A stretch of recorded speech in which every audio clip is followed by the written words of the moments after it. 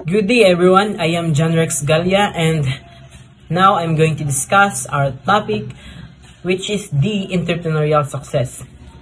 And before that, let me read first the overview and the objectives of this topic. Overview. This module covers the individual personal psychosocial factors as well as national determinants of entrepreneurial success. Despite many explanations to entrepreneurship, at the personal or individual micro level. There are also explanations at the macro level.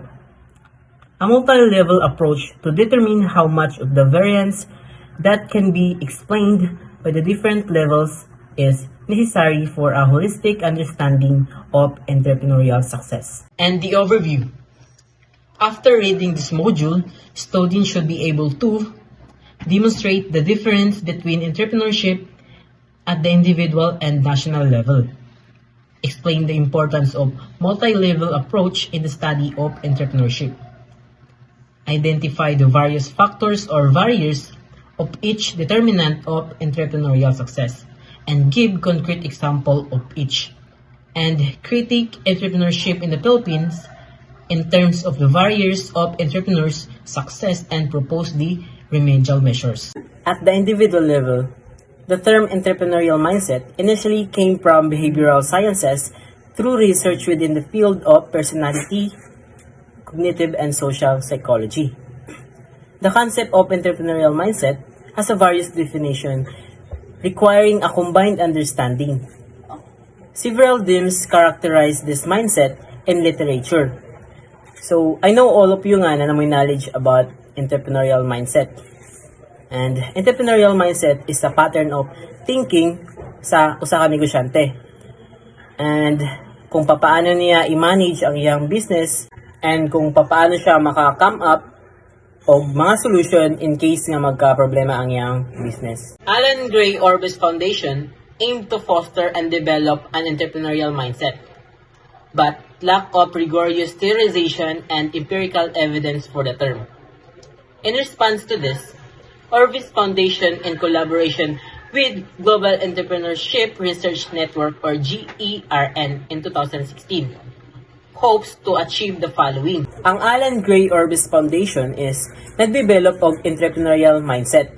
But tungod sa kay kulang siyang evidence, nahi-collaborate siya sa GERN which is the Global Entrepreneurship Research Network. Hoping ma-develop nila ni ang tulo ka main objectives. So these are the three main objectives. Number 1, development of a shared understanding of entrepreneurial mindset.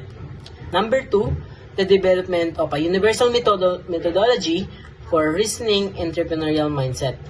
And the last one is the development of an evidence-based approach for enhancing entrepreneurial mindset, education, theory, and practice. So next is the state of mind or lens.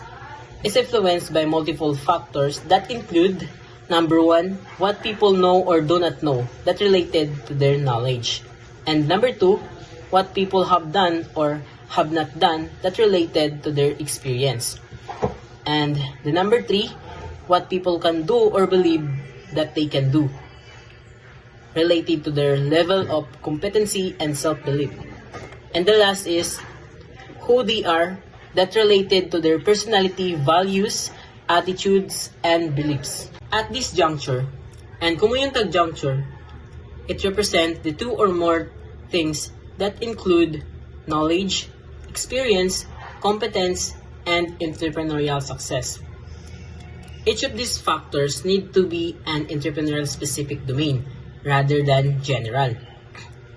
Based on Orbis GERN definition, the equation below express entrepreneurial success and the sum of 4 broad dimensions in addition to the Big Five.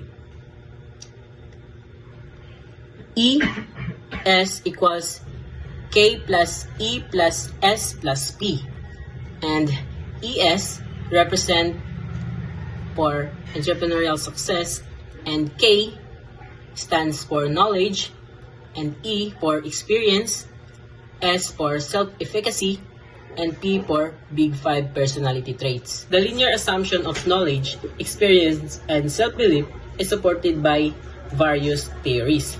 So, ang linear assumption is supported by various theories. But studies suggest that personality factors can change with age. So, kung nagataas ang ato ang edad, ang ato pong personality is naga-change or nag-usab. Contrary to the belief in stability during adulthood. So, kung mo yung tag-contrary, it is an opposite of nature, direction, or meaning. Research by Macri et al. In 2005 indicates that the Big Five traits are universal across cultures. Studies by Lulane in 1992, Zhang et al. In 1996, and Plumin et al. In 2008 suggest that genetic factors contribute to the variation in personality traits. Cummings et al. In 2000 and Epstein et al. In 2002 found that different gene variant influence the development of personality traits. Zhao and Seibert in 2006 and Roach and Frisch in 2006 highlighted that the impact of genetically influenced personality traits on entrepreneurial tendencies. Scrivadava et al. In 2003 discovered that personality can change beyond age 30, with a pattern of change dependent on the traits, particularly conscientiousness and agreeableness. The Organization for Economic Cooperation and Development, or OECD, presents as macro perspective on entrepreneurial success, outlining key factors and a realistic framework. Number 1, regulatory framework. And number 2, market condition. Number 3, access to finance. Number 4, creation and diffusion of knowledge. And number 5, entrepreneurial capabilities. And number 6, entrepreneurial culture. These elements are essential for fostering and supporting entrepreneurship according to OECD. Table 1A, entrepreneurial determinants. So, na-divide siya in 3.